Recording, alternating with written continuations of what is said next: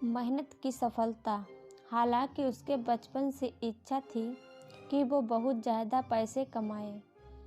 इसके लिए वो हमेशा कुछ न कुछ करने की भी सोचता रहता था। पर कुछ यूँ लगा लीजिए कि सुबह से लेकर शाम तक वो भगवान की पूजा अर्चना और ध्यान करने में ही ज़्यादा समय बिताता रहता था। तो बस भगवान को याद करते करते पता नहीं 5-6 साल और कब बीत गए।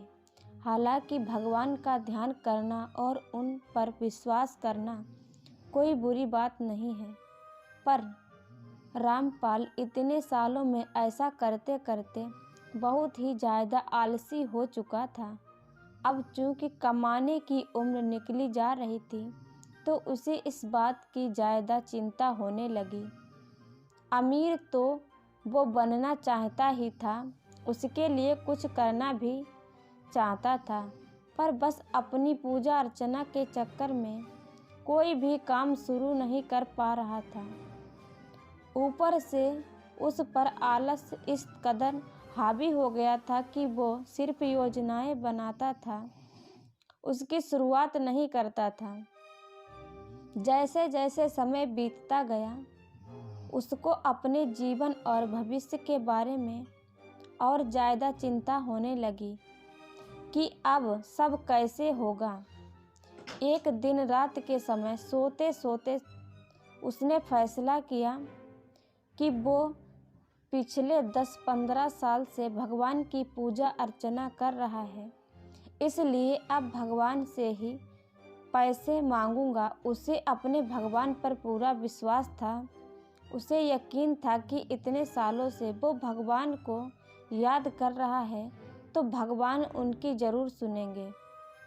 उसी दिन से वो हर रोज़ जब भी भगवान की पूजा करता, उनको याद करता, तो उनसे लाखों रुपए की मांग जरूर करता। उसे पूरा विश्वास था कि अब मेरे भगवान ही मेरी सफलता की कहानी लिखेंगे। यूँ भगवान से पैसे मांगते मांगते और उनका ध्यान करते करते कई साल बीत गए और रामपाल अब 40-42 साल का हो गया, पर भगवान के द्वारा उसके अमीर बनने की इच्छा अब तक पूरी नहीं हुई। वो बहुत ज़्यादा परेशान रहने लगा और उसे इस बात को लेकर काफ़ी ज़्यादा मानसिक घातक पहुंचा कि 20 साल से वो अपने भगवान की पूजा कर रहा है, लेकिन उन्होंने उसकी इच्छा पूरी नहीं की। अब रामपाल को लगने लगा कि उसका जीवन पूरी तरह से ख़त्म हो चुका है। वो पागल सा रहने लगा और पूजा अर्चना करने लगा, सब छोड़ दिया। हाँ, वो रात को सोते समय अभी भी एक बार भगवान को याद करके ज़रूर सोता था और मन ही मन उससे पूछता था कि क्यों आपने मुझे अमीर नहीं बनाया, सिर्फ कुछ लाख रुपए ही तो मांगे थे। मैंने यूँ करते करते दिन बीत गए। एक रात रामपाल भगवान को याद करके सोया ही था कि अचानक भगवान उनके सामने आए। उनके दोनों हाथों में नोटों की गड्डियाँ भरी हुई थी। रामपाल खुद को बहुत ही हल्का महसूस कर रहा था और उसे ये सपना नहीं बल्कि हकीकत महसूस हो रही थी। उसे बिल्कुल ऐसा महसूस हो रहा था कि भगवान उसके सामने लाखों रुपए लेकर खड़े हैं और वो खुद भी अच्छी नींद में नहीं, बिल्कुल जग रहा है।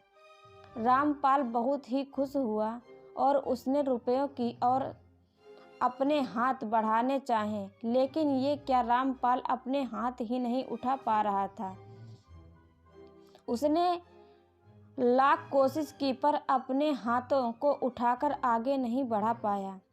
उधर भगवान पैसों को हाथों में लेकर धीरे धीरे मुस्कुरा रहे थे। रामपाल ने दुखी होते हुए कहा, प्रभु, क्यों आप मुझे ये रुपए नहीं दे रहे हैं? इतने सालों से क्यों मेरी इच्छा पूरी नहीं कर रहे हैं? क्या मेरी पूजा अर्चना में कोई कमी थी? क्या मैंने आपको सच्चे दिल से याद नहीं किया? आपने दुनिया में करोड़ों लोगों की सफलता की कहानी लिखी है, उन्हें पता नहीं कितनी दौलत दी है, फिर मेरे साथ ऐसी नाइंसाफ़ी क्यों? प्रभु, इतने सालों में एक भी ऐसा दिन नहीं आया जब मैंने आपको याद न किया हो। भगवान मुस्कुराए और बोले, रामपाल, तुम्हारी पूजा अर्चना में कोई कमी नहीं। तुम मुझ पर पूरा विश्वास करते हो। ये भी जानता हूँ कि तुम एक सच्चे दिल इंसान हो। मैं तुमसे खुश हूँ, तभी तो तुम्हारे लिए अपने हाथों में इतनी दौलत लिए खड़ा हूँ। रामपाल ने कहा, तो प्रभु, आप मुझे ये रुपए देते क्यों नहीं? भगवान ने कहा, रामपाल, मैं तो तुम्हें ये रुपए देने ही आया हूँ, लेकिन तुम खुद नहीं इन्हें ले पा रहे हो। रामपाल को कुछ समझ नहीं आया और दुखी होते हुए बोला, प्रभु, मुझे कुछ समझ नहीं आ रहा है, मैं क्या करूं? ये क्या हो रहा है? तब भगवान ने कहा, शांत हो जाओ पुत्र और मेरी बात ध्यान से सुनो। तुमने जब से मुझसे दौलत मांगना शुरू किया था, मैं तब से ही तुम्हारे लिए ये रुपए हाथों में लेकर तुम्हें देने के मौके ही तलाश में हूँ, लेकिन इतने साल बीत गए, तुम मुझे मौका नहीं दे रहे हो ये पैसे देने का। रामपाल ने कहा, प्रभु, मैं समझा नहीं। तब भगवान ने कहा, रामपाल, तुम इतने सालों से मुझे सच्चे दिल से याद कर रहे हो। मैं तुमसे बहुत खुश हूँ, लेकिन मैं ये दौलत तुम्हें यूं ही डायरेक्ट दे सकता है। इसके लिए मुझे कोई ना कोई बहाना तो जो तुमने सालों से सोच कर रखा है, अपना वो काम धंधा शुरू करो जिसमें तुम्हें सफलता दिलाऊंगा, और ये ढेर सारी दौलत कुछ ही समय में तुम्हारे काम के जरिए मैं तुम्हारे पास पहुंचा दूंगा। तुम्हारा अमीर बनने का सपना पूरा हो जाएगा। अब रामपाल को सारा मजरा समझ आ चुका था। उसने भगवान से माफ़ी मांगी और हाथ जोड़कर धन्यवाद किया। प्रभु वहाँ से गायब हो गए और कुछ घंटों बाद रामपाल की आंखें खुली। उसे सपने की सारी बातें याद आईं। उसने तुरंत नहा धोकर अपने भगवान से आशीर्वाद लिया और उसी दिन से अपना नया काम, जिसके बारे में सोचता था, वो शुरू किया। वह लगातार अपने काम को जी तोड़ मेहनत करने लगा और 1-2 साल में ही उसे कम काम से उससे भी ज़्यादा दौलत हासिल हो गई जितनी उसने भगवान से मांगी थी। वह हर रोज़ भगवान का शुक्रिया अदा करता था। उसे अब जिंदगी के सबक और भगवान के देने का तरीका अच्छी तरह से समझ आ चुका था। रामपाल की करने वाली कामयाबी की हिंदी कहानी से हमें ये सीखने को मिलता है कि भगवान को भी हमें कुछ देने के लिए कोई बहाना चाहिए होता है। तो जो लोग पड़े पड़े बस भगवान से मांगते रहते हैं, उन्हें भगवान कुछ नहीं दे सकते हैं। उनके लिए आपको कुछ ना कुछ करना तो ज़रूर पड़ेगा।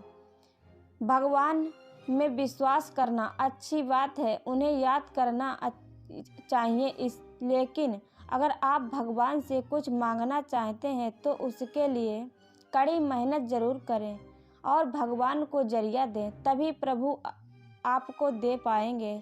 नहीं तो रामपाल की तरह भगवान तो आपको देना चाहेंगे, पर आपके खुद के हाथ नहीं बढ़ पाएंगे। इसलिए आप भगवान से मांगिए, लेकिन हाथ ही साथ अपना काम भी शुरू कीजिए, उसमें कड़ी मेहनत कीजिए। धन दौलत पाने के लिए आपको कोई ना कोई काम तो शुरू करना ही पड़ेगा। भगवान आपको किसी न किसी बहाने से ही धन दौलत देंगे।